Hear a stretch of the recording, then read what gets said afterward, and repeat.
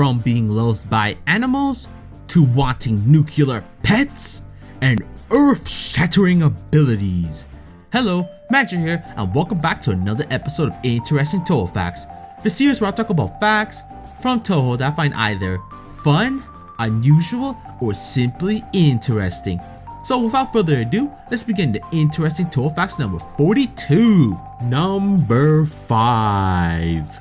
Remember when I said nuclear pets?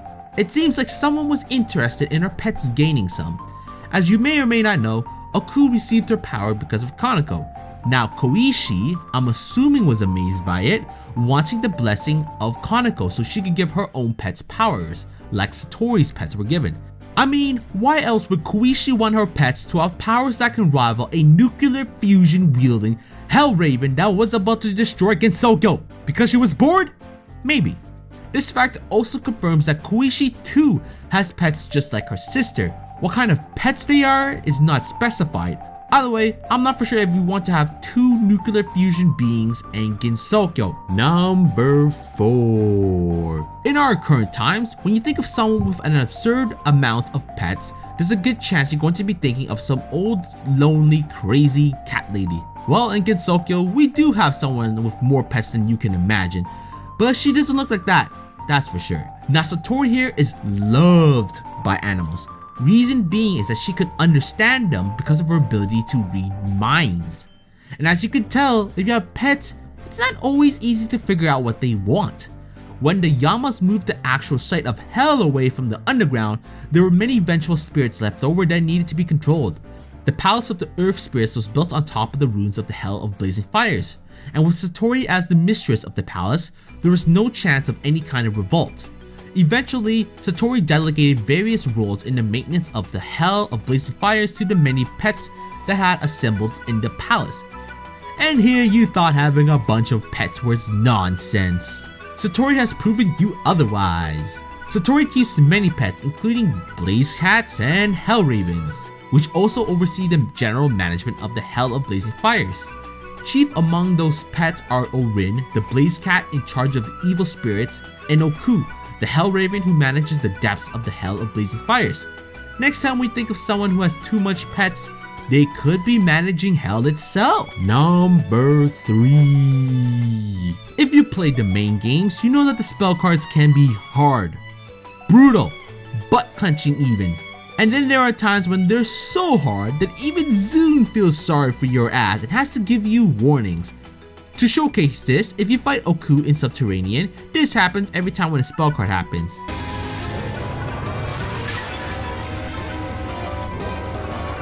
It's obvious, but yeah, watch your fucking ass. The only other character who gives you a warning before a spell card is Koishi, where a warning klaxon blares in the background in the Philosophy of a Hatred Person spell card.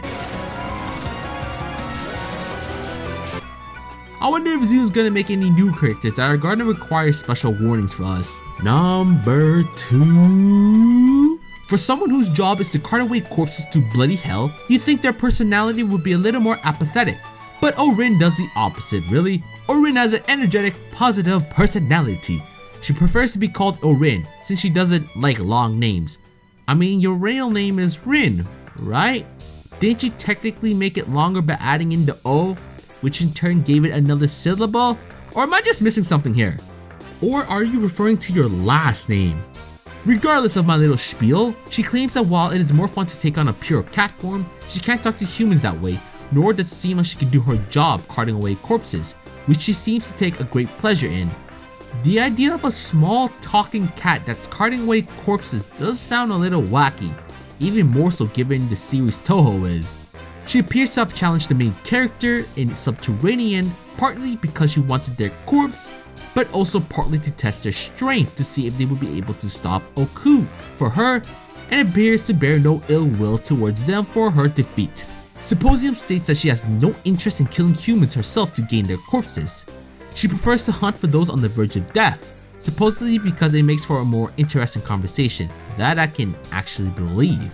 If a corpse is properly buried, she'll lose interest. If you don't want Orin to steal your corpse, better bury it properly. Number 1. When it comes to the girls in the series, many of them have cool or unique abilities. Because of this, you rarely come across those whose powers are similar. One of these special instances would be Suwako and Tenshi. Although both are completely different from one another in terms of characters, the one thing they share is power on the earth. Let's talk about it. Now, Suwako is able to create earth. Suwako's ability specifically refers to the element of kun, one of the 8 trigrams in Taoist philosophy that means creating earth. Kun is exactly the pinnacle of the native god and is associated with acceptance, devotion, subtlety, flexibility, and reacting to others rather than acting first. Kanako's ability is to create the heavens, or Kwan, refers to the opposite element. This is the sky, Bagua. Although a mountain of faith, it has not come to light what kind of ability this is. In Hiso's and Soko, it has been confirmed to be an ability to create and manipulate various aspects of the element of earth, such as lifting stone, creating water, and growing plants.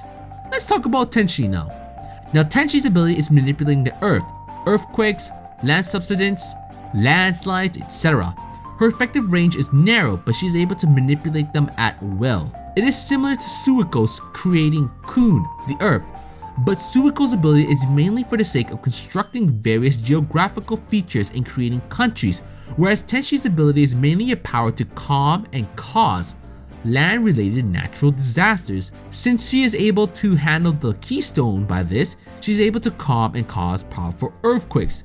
So while both are similar given they work on the earth, there are no doubt subtle differences in it, as Suwako is more in tune with creating land, whereas Tenshi is more about calming or causing land-related natural disasters. But yeah, hopefully you guys enjoyed this episode. Which facts were your favorite? Did your image of someone owning too much pets change? Do you think the warning sign that Oku and Koishi had should be used for every spell card, or at least in the higher difficulty anyway? Or would you love to see a battle of Earth itself between Suwako and Tenshi? If you guys enjoyed this video, give it a like and subscribe. Or Koishi might get her wish and one of her pets might get some godly powers. One even more scary than nuclear fusion, and someone even dumber than Oku, if that's even possible. Like always, this is Magi, and thanks again for watching.